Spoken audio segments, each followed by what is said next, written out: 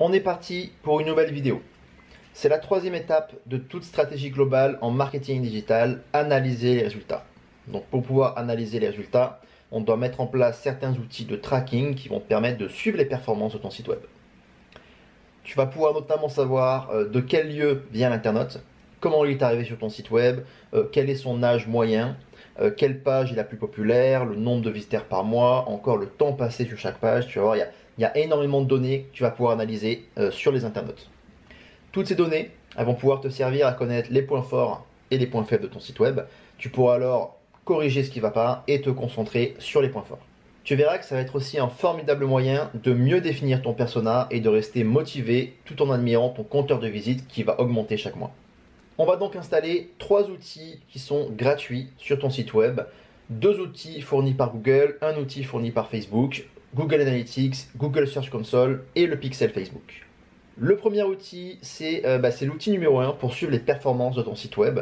Google nous le fournit gratuitement et c'est grâce à cet outil-là que tu vas pouvoir savoir tout ce qui se passe sur ton site web. Le deuxième outil, Google Search Console, donc indispensable pour suivre ton référencement naturel. C'est aussi un outil gratuit de Google et tu vas voir qu'il va nous servir à suivre le bon fonctionnement de ton site et la bonne indexation de tes pages. On s'en servira également dans le module 3 pour des techniques SEO avancées. Et enfin, le Pixel Facebook, donc là c'est surtout utile si tu veux faire de la publicité sur Facebook ou de la publicité sur Instagram. On y reviendra dans le module 4 où il y a vraiment des cours qui vont être dédiés à ça. Tu vas voir que le Facebook et Instagram, ce sont des techniques de publicité qui coûtent vraiment pas cher et qui apportent beaucoup de résultats. Donc là on rentre vraiment dans des techniques très avancées, on sort un petit peu du référencement naturel, c'est quelque chose à faire un peu plus tard, donc là je t'expliquerai dans le module 4 comment installer le Pixel Facebook. Pour le moment, on va se concentrer sur l'installation et la configuration des 2 premiers outils, Google Analytics et Google Search Console. Je suis dans le back-office de mon site web. On va aller installer le premier outil qui est Google Analytics. Donc tu peux soit aller dans le lien qui est dans le support PDF ou simplement tu tapes dans Google Google Analytics. Pour pouvoir utiliser tous ces outils-là, ce sont des outils de Google. Donc forcément, il faut que tu aies un compte Google, donc un compte Gmail pour pouvoir les utiliser. Une fois qu'on est sur la page d'accueil, on va aller ici et cliquer sur configurer gratuitement. Donc là, il va falloir créer un compte sur Google Analytics pour ton site web et ensuite on va aller lier ton compte Analytics à ton site web. Donc pour le nom du compte, on peut mettre le nom de ton site web par exemple. Super site web pour moi. Je vais descendre un petit peu, cliquer sur suivant. Moi, je veux suivre les statistiques sur le web, donc mesurer votre site web ici. Je descends, suivant. Là, le nom de ton site web, donc là c'est simplement pour toi, pour t'organiser. On va mettre, hop, super site web encore une fois. Et là on met l'URL de ton site web. Donc je vais aller copier ici l'URL, ici, copier, coller. J'enlève le HTTPS ici. Et je mets bien du coup là HTTPS ici. Voilà, ça c'est une erreur fréquente, il faut bien mettre le HTTPS, sinon l'outil va avoir du mal à récolter des données qui sont fiables. Catégorie sectorielle, donc là tu mets la catégorie, donc ta thématique. Donc moi je vais mettre art et divertissement le premier pour le test. Et ton fuseau horaire, donc moi je suis en France. Et créer. On va accepter les conditions d'utilisation de Google Analytics. Ok, j'accepte. Donc là Analytics te demande si tu veux recevoir des offres, des emails. Donc là c'est à ton appréciation personnelle. Moi je vais tout décocher, enregistrer. Et donc ça y est, hop. Non merci, ouais, tu peux installer l'application mobile. Moi je l'ai installée, il y a pas mal d'informations, elle est assez simple et ça te permet d'avoir des statistiques en temps réel un peu partout en déplacement. Donc hop, non merci.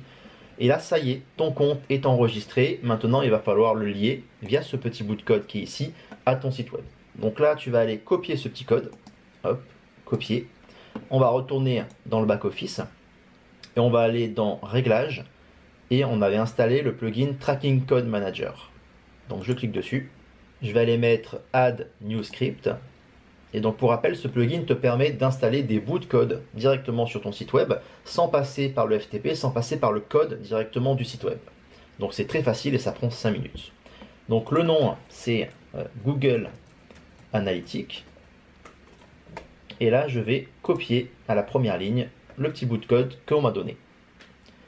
Ici, je ne vais rien toucher, je vais simplement cocher la première case ici, Standard Code Tracking in your WordPress. Et in the whole website, je veux la mettre sur toutes les pages de mon site web. Et puis c'est tout, on clique sur Save. Et voilà, ça y est, ton compte Analytics est lié à ton site web. Pour être sûr que c'est bien installé, tu peux aller faire une petite manipulation. Tu retournes dans Analytics. Tu peux aller ici dans Temps réel, Vue d'ensemble. Et là, tu peux voir en temps réel ce qui se passe sur ton site web s'il y a des internautes qui cliquent dessus. Pour chaque élément, chaque fois que tu vas l'ouvrir, tu auras un petit conseil de Google Analytics qui va t'expliquer à quoi sert cet onglet-là. Donc je vais l'enlever. Une fois que tu es ici sur Vue d'ensemble, tu vas aller en navigation privée sur ton site web. Je vais aller ici, navigation privée. Je navigue, coller. Et là, je suis sur mon site web. Je vais revenir sur la page précédente, rafraîchir la page. Et là, je vois bien qu'il y a des données qui sont apparues. Ça charge. Voilà, une personne en temps réel. Le petit slash, ça veut dire page d'accueil. Donc, c'est bon, il est bien lié. Moi, je suis à Nice. Donc, voilà. Le Analytics est bien lié à mon site web. Avant d'aller installer Search Console, je vais t'expliquer un petit peu les données que tu peux récolter dans Analytics et comment, sur quoi tu peux aller voir. On va aussi terminer un petit peu la configuration du compte. Donc une fois que ça y est, c'est créé, tu vas aller dans Administration juste là. Tu vas aller dans Paramètres de la vue. Et tout en bas, il faut vérifier que la petite case qui est ici, elle est bien cochée. C'est le filtrage des robots. Ça permet d'avoir des statistiques qui ne sont pas faussées par des visites qui ne sont pas des vrais êtres humains, mais qui sont des robots qui sont envoyés pour faire des visites sur ton site web. Donc important que cette case elle soit cochée. Ensuite, une fois que tu es dans Analytics, donc on a plusieurs éléments ici, dans la sidebar de gauche de navigation. Ce qui va être important pour toi, c'est l'onglet Audience, l'onglet Acquisition et l'onglet Comportement. L'onglet Audience, on est plus sur tout ce qui est le profil de l'internaute qui vient sur ton site web. Donc si je clique dessus, à chaque fois j'ai Vue d'ensemble pour voir un petit peu tous les éléments qui sont là. L'important c'est que tu ailles naviguer sur ces éléments et que tu vois à peu près toi-même. Tu as les données géographiques, les centres d'intérêt, les données démographiques pour savoir quel âge ont les personnes, la tranche d'âge des personnes qui viennent sur le site web, leur centre d'intérêt, est-ce qu'ils viennent de certaines villes, de certaines régions. Là, est-ce qu'ils viennent plus du mobile, des tablettes ou du PC? Donc il y a beaucoup d'informations. C'est ici que tu vas pouvoir voir dans Vue d'ensemble le nombre d'utilisateurs que tu as mensuel. Donc c'est les principales informations que tu peux voir dans Audience, ce sont ici. Le nombre d'utilisateurs que tu peux avoir. Donc tu peux choisir les dates ici. Donc là on a du 30 mai au 5 juin. Je peux choisir par exemple tout le mois de mai ici. Et ce qui est intéressant, c'est que je peux aussi comparer avec des dates, avec la période précédente, ou personnaliser. Je peux par exemple par rapport au mois de mars. Et si je mets appliquer, je vais avoir des statistiques avec une partie en bleu, une partie en orange. Là, il y a zéro trafic, donc forcément ça donne rien. Et ça te permet de voir le comparatif mois après mois, voir si ça a évolué, chaque élément a évolué ou a diminué. Donc je vais aller l'enlever pour la démonstration. Appliquer. Et donc les données que tu peux voir ici, on a le nombre d'utilisateurs uniques qui apparaît ici selon la période que tu auras définie. Donc si c'est un mois, tu auras le nombre d'utilisateurs que tu as eu dans le mois. Ici tu peux voir les nouveaux utilisateurs. Donc ce qu'on appelle les nouveaux utilisateurs, ce sont ceux qui ne sont pas encore venus sur ton site web, qui ne sont jamais venus sur le site. Et ici le nombre de sessions. Alors ça c'est important de voir un peu la différence entre utilisateur et session. Une session c'est une visite sur ton site web. Et un utilisateur, c'est une personne qui vient sur le site web. En sachant que l'utilisateur, quand il vient, il fait une session, mais il peut venir plusieurs fois. Donc il peut venir faire plusieurs sessions. Donc c'est ça la distinction entre utilisateur et session. Ici, tu peux voir le nombre de sessions par utilisateur. Donc c'est ce que j'étais en train de t'expliquer. Le nombre de pages vues sur ton site web. Le nombre de pages vues par session. La durée moyenne des sessions et le taux de rebond. Ça, on y reviendra dans le module 3 de la formation. Rapidement, je peux voir les langues des personnes qui viennent sur le site web. Est-ce que leur navigateur est en français, en anglais ou dans une autre langue? Le pays, les villes. Le navigateur, est-ce que c'est plus sur Safari? Est-ce que c'est plus sur Chrome ou Firefox par exemple? Le système d'exploitation, surtout sur mobile, c'est intéressant. Enfin, voilà, il y a beaucoup d'informations sur l'internaute en lui-même que tu peux voir dans la partie audience. Ensuite, dans la partie acquisition, tu peux aller simplement dans tout le trafic et canaux. ça te permettra de voir les différents canaux d'acquisition de ton site web, c'est-à-dire d'où viennent les personnes qui sont arrivées sur ton site web. Donc là, j'en ai pas, mais tu les auras ici. Il y en a principalement 4. Donc déjà, on a le canal réseaux sociaux, toutes les personnes qui viennent des réseaux sociaux. Le canal organique, tout ce qui vient de Google, toutes les personnes qui ont tapé un mot-clé dans Google et qui ont cliqué sur un lien dans les résultats de recherche. On a encore la publicité, on a l'emailing, et on a 2 autres canaux qui sont un peu moins connus, qui est le canal direct. Canal direct, ça veut dire que toutes les personnes qui viennent en direct, soit elles ont tapé dans Google directement l'URL, elles connaissaient l'URL, soit elles l'ont dans les favoris et elles ont cliqué dans les favoris. Et enfin, le canal referral, on le verra surtout dans le module 3, ce sont toutes les personnes qui viennent depuis d'autres sites web. Dans cette partie acquisition, il n'y a vraiment que ça qui va être super intéressant pour toi. Et enfin, dans comportement, tu peux aller dans contenu du site, page de destination, pour aller voir les pages qui sont le plus visitées sur ton site web.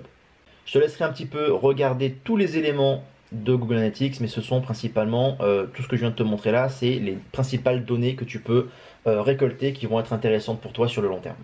Dans la prochaine vidéo sur les outils de tracking, je vais te montrer comment créer un tableau de bord Analytics avec toutes les infos importantes pour pas que tu ailles piocher à chaque fois sur un élément. Tu auras un seul endroit où tu pourras aller voir les informations et on va surtout finir de configurer Analytics en filtrant ton trafic interne. Simplement pour pas que les données soient faussées, il faut que tu enlèves tes propres visites à toi.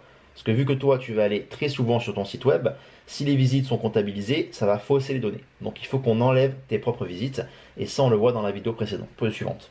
On va maintenant aller installer Google Search Console. Donc pareil que pour Analytics, soit tu peux cliquer sur le lien dans le support PDF, soit tu tapes dans Google.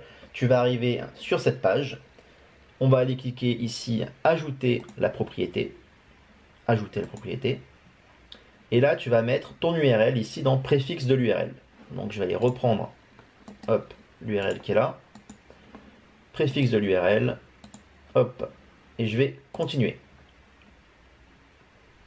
Et là, normalement, ma propriété va être automatiquement validée parce que l'outil a déterminé que j'avais déjà installé Google Analytics. Donc, j'ai rien de spécifique à faire. Si jamais ça ne fonctionne pas de suite, on va simplement te demander de télécharger un petit fichier qu'il faut que tu ailles mettre en FTP.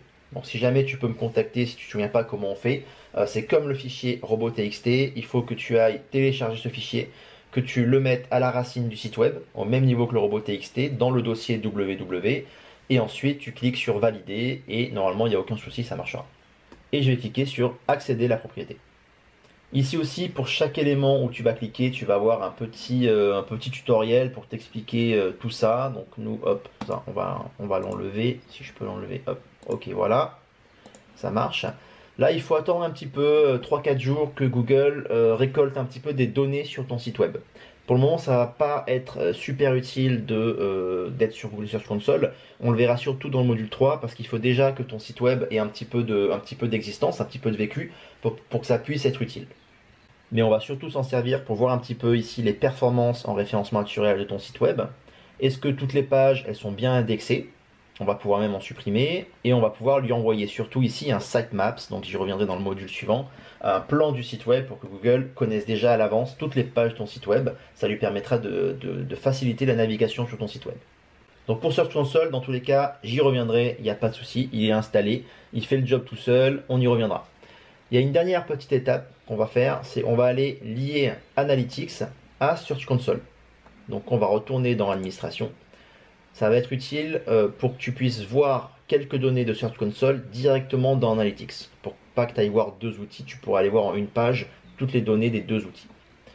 On va descendre dans la première colonne tout en bas, tous les produits. Et là je descends et je vais chercher Search Console. Et là, c'est le dernier, Search Console, et je vais mettre associer la Search Console. Ajouter. Et là, je vais mettre, cliquer, super site web, enregistrer. OK. Et voilà, j'ai mon compte Analytics et mon compte Search Console qui sont liés. On est bon pour tes outils de tracking. On va passer à la vidéo suivante où je t'explique un petit peu plus Analytics en te créant un tableau de bord. Et on passera ensuite à tout ce qui est aspect légal sur ton site web.